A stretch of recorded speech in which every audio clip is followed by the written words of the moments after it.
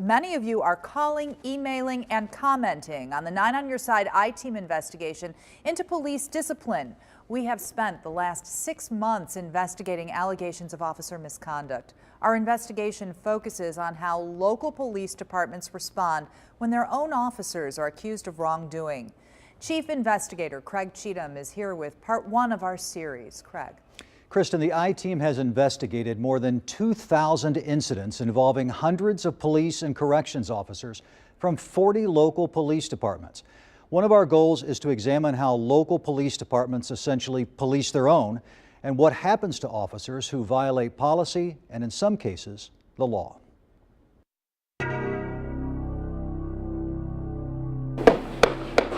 Michael Holloway has worked hard to hide his pain.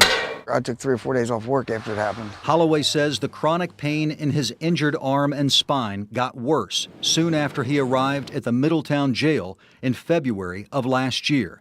He was greeted by corrections officer Calvin McIntosh, who had 28 use of force incidents in the last 4 years, more than double the total of the other 9 corrections officers combined. He said, here I am the effing law. Holloway would become number 29.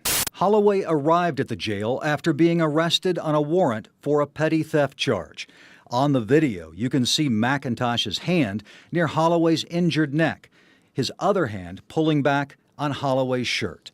Holloway says it was extremely painful. It's not right. That was BS that I went through. Then, according to an internal police investigation, McIntosh pushed Holloway into the cell door and into the cell. In the cell off camera, Holloway says McIntosh punched him several times in his neck and injured spine. It hurt bad enough I was crying. You know, I mean, it literally put me in tears, put me to my knee. According to the jail video, McIntosh was in the cell alone with Holloway for 25 seconds. When he left, McIntosh slammed the door so hard it bounced back. I'm thinking if I do anything at that time, my life's in danger. A Middletown police internal investigation concluded Holloway never resisted McIntosh, was no threat to the officer, and that McIntosh used unreasonable force. The police department determined McIntosh was guilty of administrative charges of conduct unbecoming and courtesy.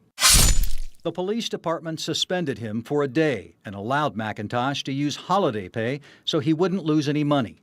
The year before, he was also reprimanded for his use of force. It's an outrage. What he did, he should have been charged with an assault with intent, because he did everything he could to make sure that I was in pain and make sure that I was hurting. How do local police departments respond when their own officers are found to have violated department policy or, in some cases, the law? To answer that question, the 9 on Your Side I-Team has spent months examining internal police records we requested and obtained from 40 police departments serving the tri-state, focusing on law enforcement incidents in 7 Ohio and Kentucky counties. The I-Team discovered that not a single officer found to have used excessive force was charged or fired. In this incident at the Hamilton County Justice Center, the only use of force considered excessive was this roundhouse punch. The I-Team's investigation also found that theft, domestic violence, and assault allegations made against local police officers by their own departments were forwarded to the Hamilton County Prosecutor's Office, but no charges were filed. In one case, an officer was allowed to retire instead of facing criminal charges. As the I-Team first reported in May, Hamilton County Corrections Officer Jason Mize pushed a 61-year-old inmate headfirst into a concrete block wall a year ago, left him moaning in pain, then flung the cell door so hard it didn't close.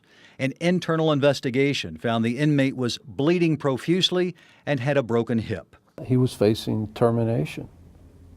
It never happened because he resigned. The sheriff's office referred that case to the Office of Hamilton County Prosecutor Joe Dieters, which declined to present it to a grand jury. The sheriff's office did everything they could possibly do and went through every phase of the process, and it was turned down by the prosecutor's office. I can't change that. The Hamilton County Prosecutor's Office also declined to file charges against former Blue Ash officer Chris Zelensky and ex-Colerain Township Sergeant Joseph Redmond, who repeatedly used a confidential police database to get personal information about people who were not under investigation. Prosecutors in Ohio and other states have filed felony charges against officers who violate that trust. But the Hamilton County Prosecutor's Office declined to file charges against both officers, who were forced to resign. Redmond was an adjunct instructor at the Butler Tech Police Academy, but he resigned last week after the I-Team contacted him about this story. Back in Middletown, the I-Team showed up at a recent city council meeting after Police Chief Rodney Muterspaw and City Manager Doug Adkins canceled an on-camera interview with us. The chief wasn't there, so we approached Adkins during a break. Why did you back out of the interview? We're not going to do this tonight. Have a nice evening. Michael Holloway says the city of Middletown and its police department have not been held accountable for the way he was treated in jail, even denying him a copy of the investigation and how they responded to it. There is supposed to be something in line that police is the police, but it's not working. 1 month after the incident with Michael Holloway, former Middletown Corrections Officer Calvin McIntosh got a pay raise for his, quote, continuing good performance. 5 weeks later, in April of last year, McIntosh resigned. McIntosh, former Blue Ash officer Chris Zelensky, and ex-Hamilton County Corrections Officer Jason Mize did not respond to requests for comment. Former Colerain Township Sergeant Joe Redmond told me he made mistakes and doesn't plan to be an officer again. The Hamilton County Prosecutor's Office declined to provide comments on the case mentioned in this report.